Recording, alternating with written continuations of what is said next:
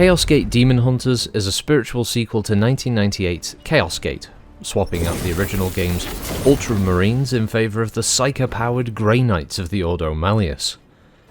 Daemonhunters places you in command of a squad of the Emperor's finest as you attempt to combat a mysterious plague concocted by everybody's favourite bowl of putrid flesh, Nurgle. You'll be doing this in two modes of play. The first is the command section, which sees you recruiting fresh knights for your ranks, researching new insights into the Bloom, the plague that afflicts this region of space, unlocking more functions of the baleful edict to your command vessel, and outfitting your knights with better equipment because you're gonna need it. The edict itself has a few NPCs aboard who are there for story fluff and helping newer folks to get to grips with the 40k universe, and just what the hell all this terminology means anyway, alongside many other topics. These take place in the form of short conversations that sometimes must be completed to further the story, while others are just for chit-chat.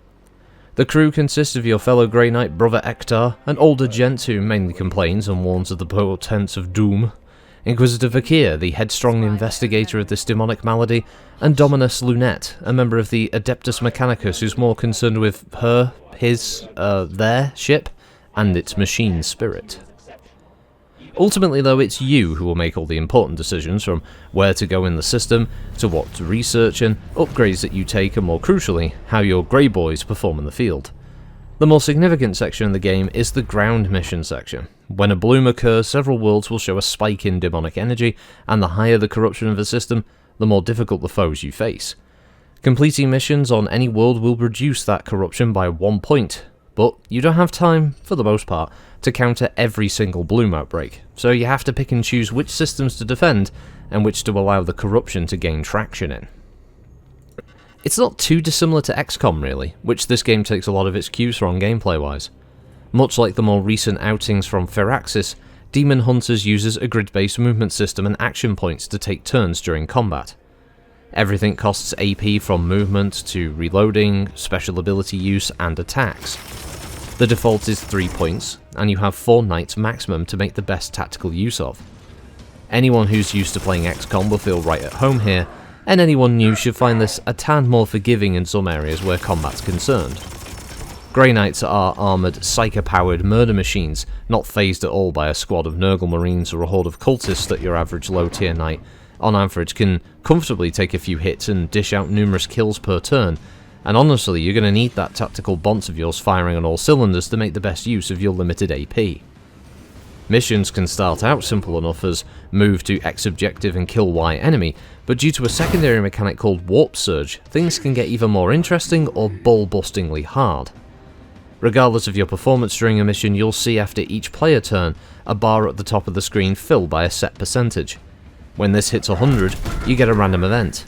These can be anything from existing enemies gaining mutations from Nurgle himself, portals opening and spawning multiple fresh enemies in unfortunate locations on the map, one of your knights become afflicted for the rest of this combat mission, and more.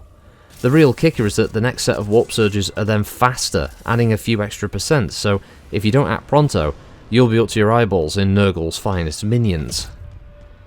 Granted though, your knights are pretty tough. They can shrug off most fire that heads their way, use some of their limited willpower points to give yourself temporary shields, and you can also stab a heretic or 3 to level the playing field. Your knights are superhuman after all. They take large chunks of scenery down just by kicking them to crush groups of enemies, executing stunned foes for extra AP for the entire squad, and lay down withering fire from afar while purifying flames from up close.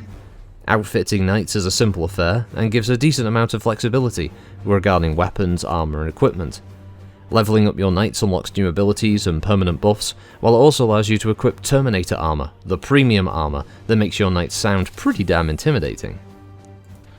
Swords, lances, falchions, hammers, staves and Narthesium injectors are the choice for the up-close and personal purifier in the team, while the more ranged folks can use storm bolters, silencers and flamers amongst others, and their equipment can range from different grenade types, servo skulls of various different functions, and baubles to increase willpower amongst other effects. Hell, you can even customise your knights visually with the helmet on or off, add some litanies, ancient books, fancy sword emblems, the works. If grey isn't your favourite colour, however, you'll be disappointed. The clue is in the name after all. After a set number of days though, Andy Serkis will pop his head round the door as Grandmaster Varden Kai. He wants results, damn it, and if you have them, it'll allow you to upgrade your post-mission loot options. These are important as they'll generate better loadout options for you. Hell, if you're doing really bad, you never like that planet Taintus Sniffus 4 anyway, then the Bloom has made it very nurgly, you can simply commit Exterminatus. Though the Grandmaster might be upset if you can't justify it, he might just replace you, meaning game over. The game then has many other systems, too numerous really to cover here in a review, from stratagems, which clearly find their inspiration from the tabletop game, and allow special one-off map support effects like healing your knights, teleporting them around the place, extra action points and the such. Advanced classes will pop up for each of the starting 4, Justicar, Apothecary, Interceptor and Purgator, with equipments and upgrades and other little handy-dandy bits and pieces. Overall, it's a pretty decent package and should keep any tactical turn-based fan occupied for quite a while.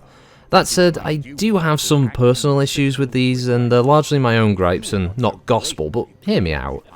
The dialogue on the ship, they're nice to have, and they are voiced, but for some odd reason the developers decided to only have certain lines voiced for most branching dialogues. And the weird part is that these voice lines can sometimes be in the middle of a response, meaning you have to read the entire thing yourself anyway, and I don't know, I just found that an odd choice. I also understand that the warp surge mechanic is there for a challenge, but honestly it can be a bit much at times. Missions, which are already a little taxing on the squad, can become anxiety-inducing when it opens multiple portals, dropping in enemies like mythic blight haulers, numerous chaos marines and squads of cultists, sometimes all at the same time. And this can be more than a few dozen new foes on top of your own current targets, and you only have 4 knights to kill them all with, or at least hold out for 3 turns before you extract. Add that, the fact that every enemy also has 3 AP each, and the amount of attacks, special abilities and other effects can become ridiculous, and this is on easy. The animations on the ship story scenes are also Uncanny Valley material. They move like weird animatronics, which is disconcerting at times and funny at others. That said, the same animations for lopping off a foe's arm or just splashing them into bloody chunks is always satisfying. I do give a massive thumbs up though for not holding back on the gore here, it's quite welcome given the source material. Speaking of visuals, the game actually looks quite good. It has varied maps, detailed character models, and some nice effects for the special abilities and environmental damage. The sound design is good as well. I especially like the cultists and their over-the-top cartoonish acting. As I mentioned earlier, the Grey Knights do sound awesome, especially my favourite, the Scottish Terminator with a force hammer. Truly terrifying stuff.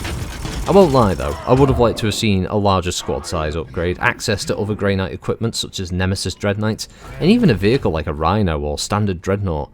Maybe future updates can add these, but I personally doubt we'll see any post-release content. That said, the game is still a ton of fun. Lots of tactical options, gory fights, replayable campaign with numerous difficulties, and a varied enemy roster to get to grips with. Overall, I recommend Daemonhunters for anyone who enjoys some turn-based tactics, is a 40k fan and is looking for something different from the 40k license these days. But with that said, I think I've about covered what I wanted to talk about here, so thanks for watching, and I'll see you all next time. Have a good one all. Bye!